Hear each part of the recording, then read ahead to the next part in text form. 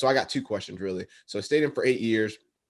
Typically that's where someone decides. I'm kind of in the same situation where you're deciding like, all right, I'm at 8 years. All right, I got 12 more years. Do I want to stay in or do I want to get out? And I know Mike was in a very similar situation too. And I know that speaks to our listeners. So a lot of our listeners, I think they're in that mid-range area. So what was the what was the deciding factor for you to switch over? Right. And then two, what well, I guess that was just one question. Let's just go with that one question.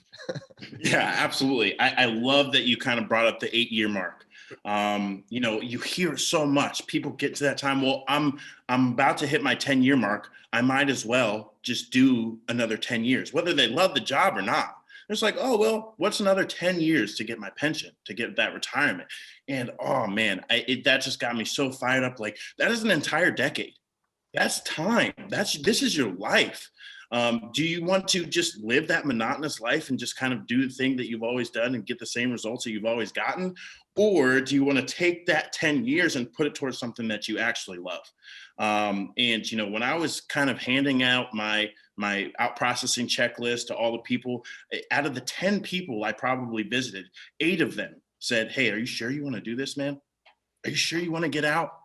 And it's coming from people who are still in it, and people who did get out didn't have a plan and went back to being a military contractor, went back to doing the same thing that they've always done for the same results. And now they might be a little disgruntled. There's nothing to knock these people at all.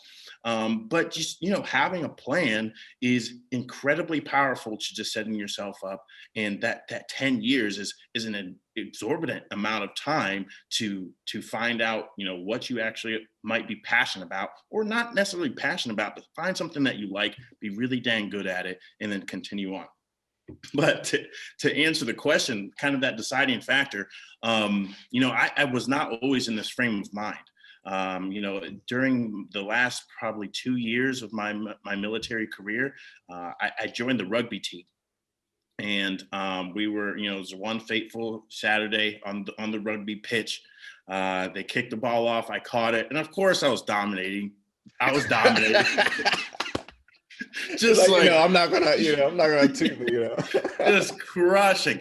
But they got me. Some dude tackled me from behind, and then another dude came and pinned my legs back and snapped my leg. So I was not dominating at that time. So just that kind of put me on the couch for a while. I had some time with myself, and the first thing is I'm just gonna watch Netflix. I was living with 3 roommates at the time, the boys. We would always come home cracking beers, just like living for the weekend, whatever. And then they all deployed pretty much immediately after I broke my leg. So it was just me and my thoughts. And one of the biggest lessons that I learned from this time is we really need to invest time in our own thoughts, just sit in silence sometimes, because the amount of exposure that we get from so many external factors completely removes us from knowing what it is that we actually want to do. So during this time, I just had a massive mindset shift. It started with, do I want to be in the military for another 12 years, 13 years, 14 years? And I didn't know. Of course, I've always wanted to be some type of businessman, but I've never, again, invested the time to think about what that actually meant for me.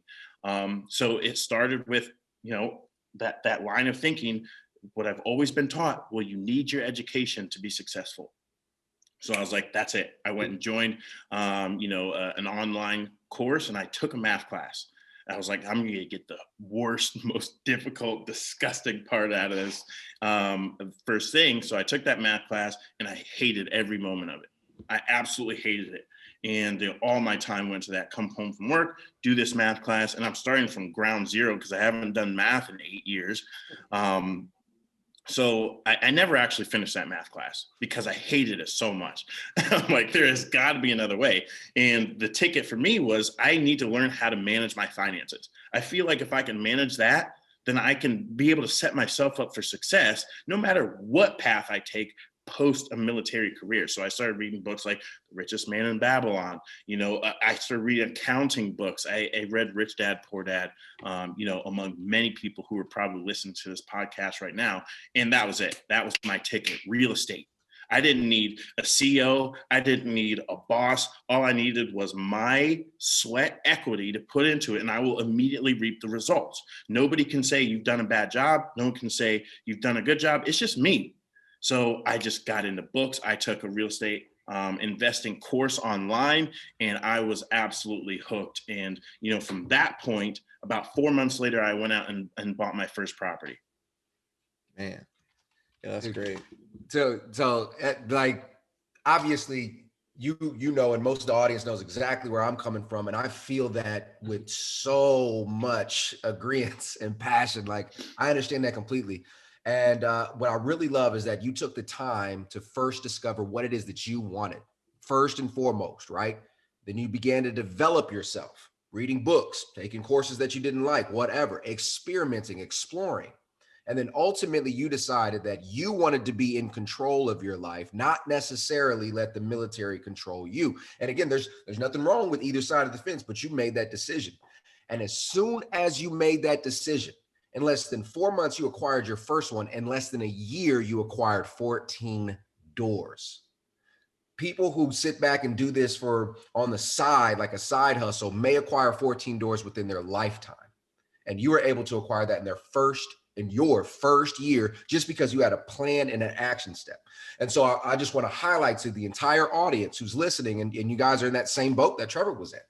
Think about it. Understand exactly what it is that you want out of life, and now know that in this example, you, Trevor, you have the ability to try anything you want over the next 10 years. Instead of being, told what to do, you could try whatever. 3 years of real estate, 3 years of going back to rugby, whatever it is that you want to do, man.